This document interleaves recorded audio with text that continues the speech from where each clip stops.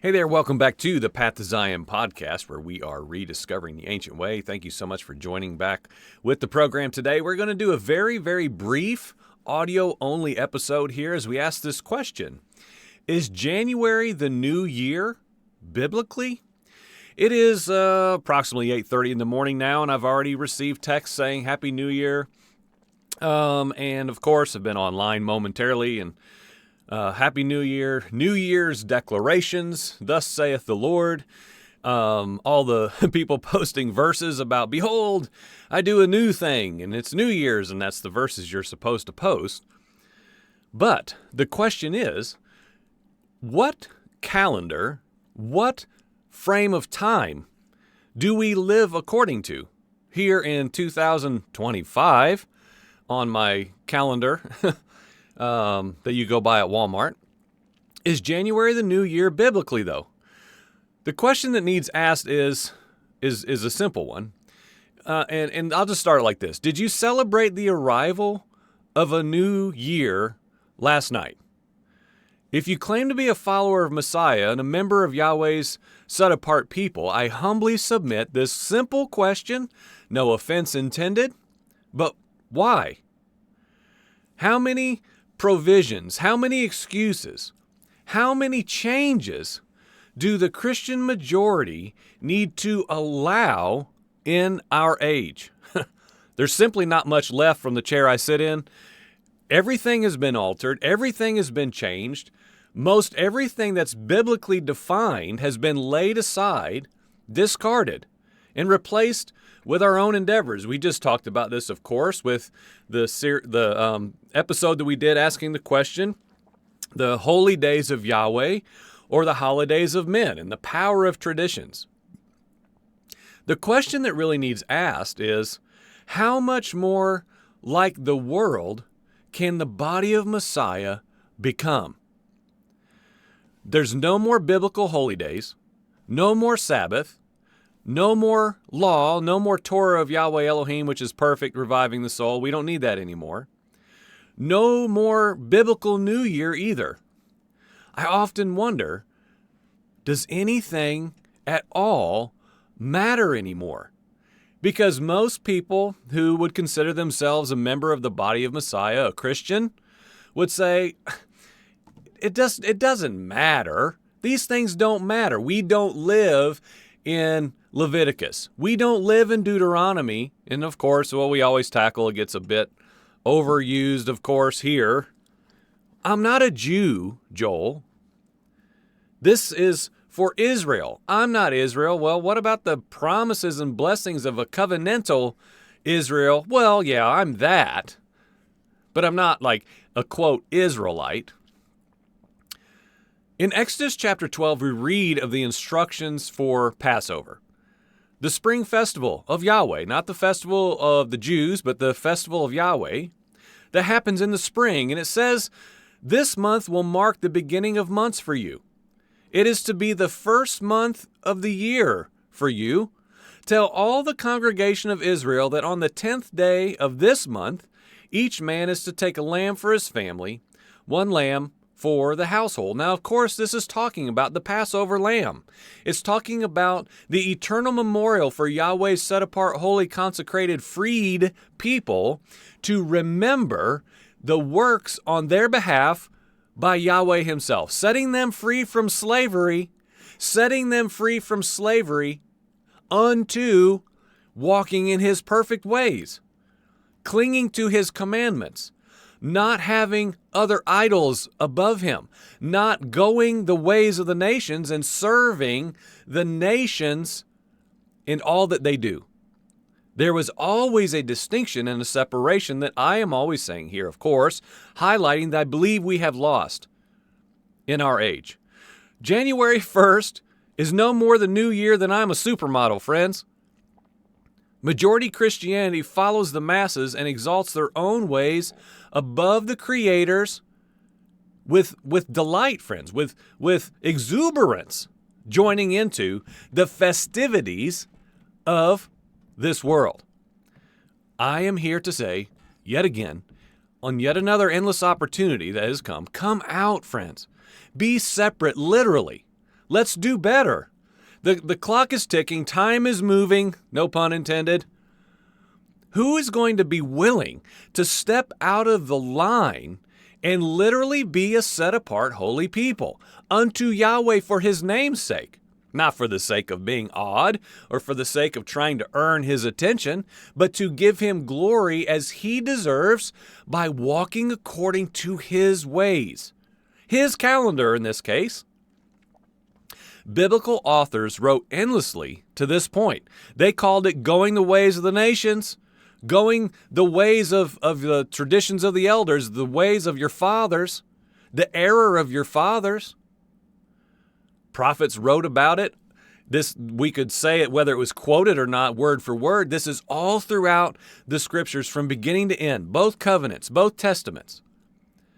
Although most believers are fully aware of this term, going the ways of the nations, there's been some sort of disconnect regarding how this is exactly what takes place with New Year's celebrations, with Christmas, with Easter.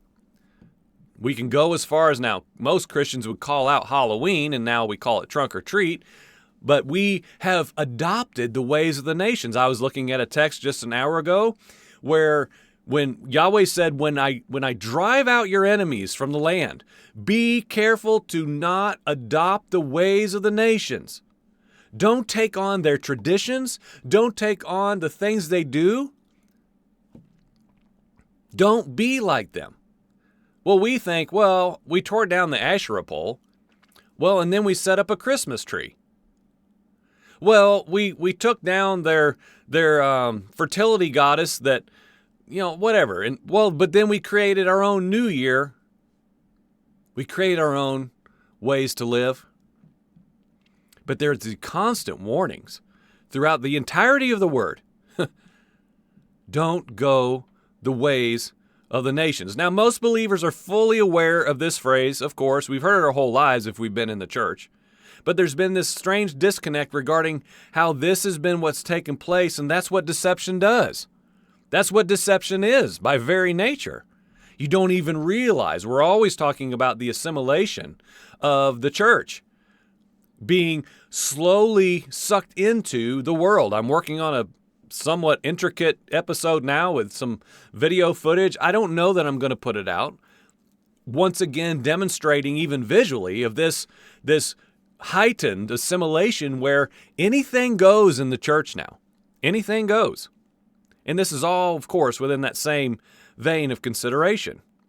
Generation after generation, tradition after tradition, and millennia later, there's simply no distinction anymore.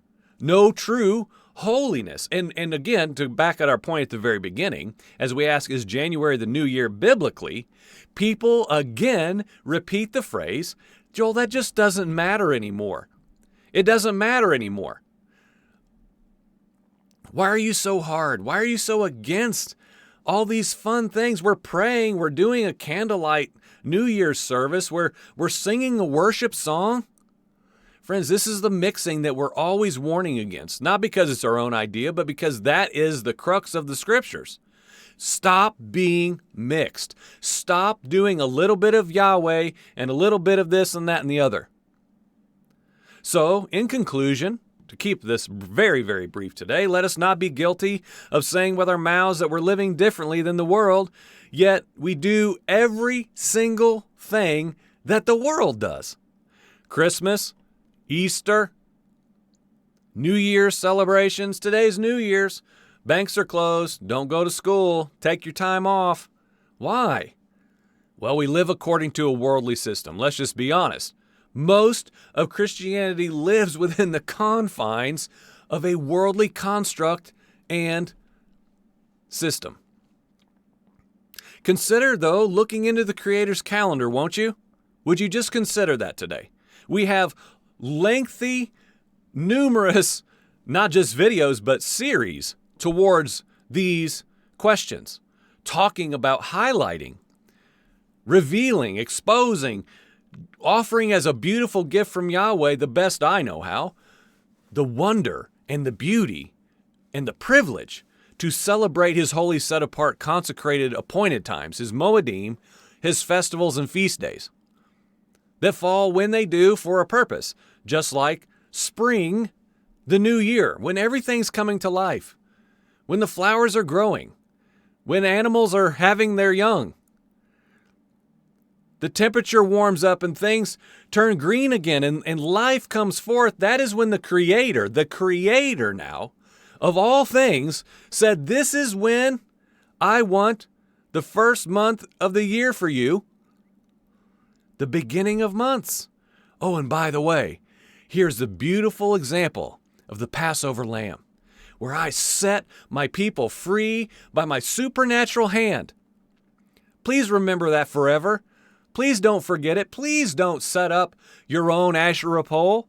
Please don't erect your own golden calf and call it Christmas. Please don't do that. The Creator's calendar. Would you consider today that maybe the Creator's calendar is better than our own? A new year has arrived. The earth springs to life in the spring season. His Passover comes. In a few months, we're going to celebrate the new life that we've been given according to Yahweh's wonderful pattern. Freedom, friend, freedom and liberty. His ways are higher than our ways. So, let's leave the ways of the nations. Let's ask for the ancient path that Jeremiah talked about, Jeremiah chapter 6. Let us choose well and walk in it. So is January the new year biblically? No, sir, it's not. Which calendar will we live according to? Our own and the ways of the nations, or the one that Yahweh established for whosoever will humble themselves, surrender to, submit to, and celebrate His ways above our own? You've been listening to the Path to Zion podcast. We are rediscovering the ancient way. Check out anything you want to online. Send us a message.